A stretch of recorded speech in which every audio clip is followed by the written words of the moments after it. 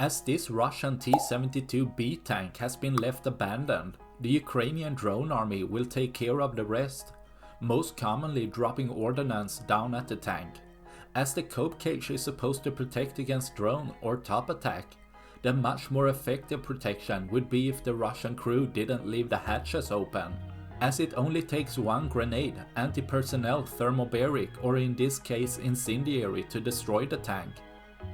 But as the Ukrainian drone army also found a BMP-1 with a much more intact cope cage, the open hatch was out of the cover, leaving again a very easy destruction of the vehicle, causing an internal fire to be created, destroying the internal parts, turning it into scrap metal, destroying another tank and BMP, leaving 2 less for tomorrow.